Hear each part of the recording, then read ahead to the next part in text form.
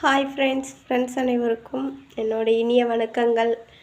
இன்றைக்கான வீடியோ வந்துட்டு குழந்தைங்களுக்கு வந்துட்டு பிறந்த குழந்தைய வந்துட்டு எப்படி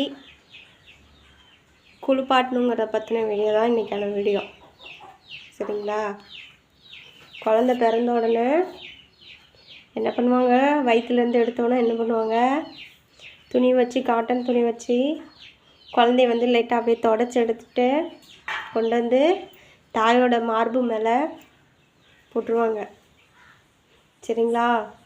போட்டதுக்கப்புறம் திரும்ப நம்மளுக்கு உடம்புல சின்னதாக காயங்கள்லாம் இருக்கும்.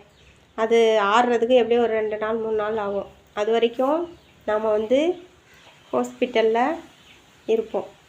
இருந்ததுக்கப்புறம் திரும்ப வீட்டுக்கு கூட்டிகிட்டு வருவாங்க. வந்துட்டு ஒரு 2 நாள் 3 நாள் என்ன பண்ணுவாங்க, குழந்தைய சுடுதண்ணி வச்சு ஒரு டவலை துணியில் நனைச்சிட்டு குழந்தையோட முகத்துலேருந்து கால் வரைக்கும் என்ன பண்ணுவாங்க, தொடச்சி எடுப்பாங்க.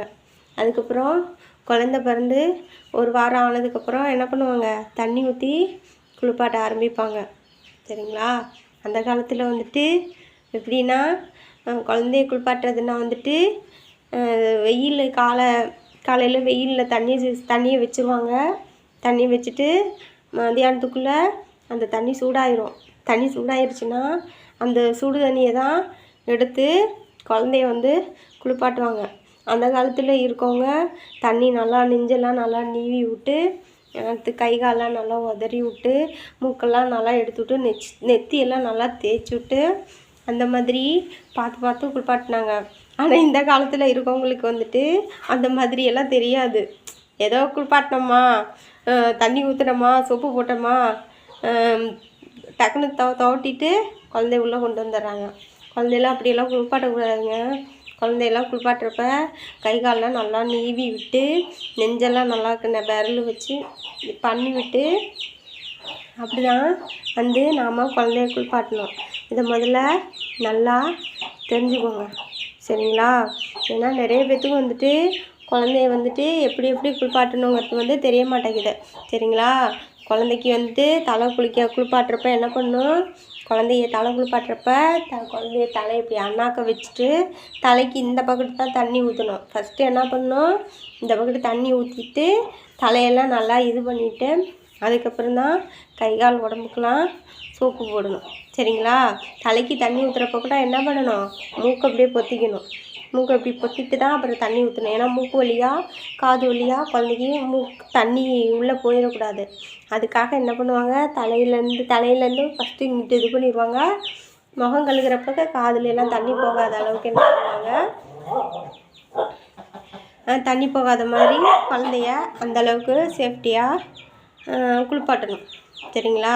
அது மாதிரி கண்ட சோப்பு கண்ட எண்ணெயெல்லாம் போட்டு குழந்தைய குளிப்பாட்டக்கூடாது. சரிங்களா? ஒன்று கடலை மாவு இருந்தால் கடலை மாவு போட்டு குளிப்பாட்டுங்க. இல்லையா, இப்போ தான் பேபி சோப்புன்னு வந்திருக்குல்ல, பேபி சோப் போட்டு குளிப்பாட்டுங்க. குழந்தைய வந்துட்டு எனி டைம் வந்துட்டு சுத்தமாக வச்சுக்கணும். குழந்தைக்கு நம்ம பால் கொடுப்போம். அப்போ வந்துட்டு குழந்த மேலே வந்துட்டு ஒரு சில குழந்தைங்க என்ன பண்ணுவோம், பால் கக்கிரும். அப்போ வந்து அது உடம்புல இருந்துச்சுன்னா பால் வாடையெல்லாம் அடிக்கும். அப்படி இருக்கிறப்ப என்ன பண்ணணும், அடிக்கடி குழந்தைய வந்து க்ளீன் பண்ணி விட்டுறணும். பால் வாடை இல்லாமல் பவுடர் பூசி நல்லா நீட்டாக வச்சுக்கணும். சரிங்களா? ஏதோ குழந்த பிறந்து புதுசாக இப்போ ஃபஸ்ட்டு டெலிவரி ஆனவங்களுக்குனா இதை பற்றி தெரியும். ஆனால் புதுசாக டெலிவரி ஆனவங்களுக்கு வந்துட்டு இந்த விஷயம் தெரியாது. அதனால தான் நான் இந்த விஷயத்த வந்து நான் உங்களுக்கு சொல்லியிருக்கேன். மீண்டும் அடுத்தடுத்து உள்ள வீடியோவில் நாம் இது விஷயமா நாம் சந்திப்போம். நான் சொன்ன கருத்து உங்களுக்கு பிடிச்சிருக்குன்னு நினைக்கிறேன்.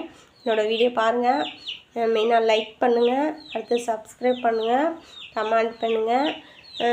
மீண்டும் நாம் அடுத்த வீடியோவில் சந்திப்போம். தேங்க்யூ.